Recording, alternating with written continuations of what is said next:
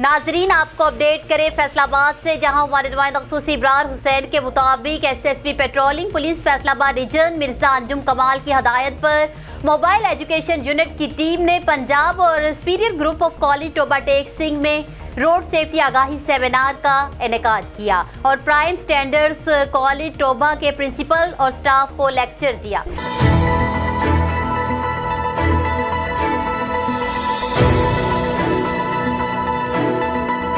आपको बताएं कि सेमिनार्स में तलबा को लेक्चर्स देते हुए incharge mobile education unit sub inspector Rizwan Bhatti ने कहा कि कोरोना वायरस, ट्रैफिक कवानीन, रोड सेफ्टी, सोशल मीडिया का मुस्बत इस्तेमाल और मंशियात के खिलाफ तलबा को आगाही फ्राहम करना मोबाइल एजुकेशन यूनिट का मिशन है, जिसे हर सूरत जारी रखा जाएगा। उन्होंने ट्रैफिक रूल्स के मुतालिक लेक्चर्स देते हुए हदायत की कि वन वे की खिलाफ वर्जी मत करें, तेज रफ्तारी मत करें, सीट बेल्ट का इस्तेमाल करें, गाड़ियों के दरमियान मुनासिब फासला रखें। मजीद कहा कि 18 साल से कम उम्र बच्चों का ड्राइविंग करना गैर कानूनी है, इसलिए किसी सूरत मोटरसाइकिल या गाड़ी मत चलाएं। इस दौरान तलबा को रोड साइन, महफूज फासला, रोड मार्किंग, लेन और लाइन डिसिप्लिन और दौरान ड्राइविंग मोबाइल फोन के इस्तेमाल के नुकसानात के मुतालिक बताया गया, जबकि सोशल मीडिया का मुस्तबत इस्तेमाल और मंशियात के नुकसानात पर तफसीली ब्रीफिंग देते हुए कहा कि मंशियात का इस्तेमाल सिर्फ एक फर्द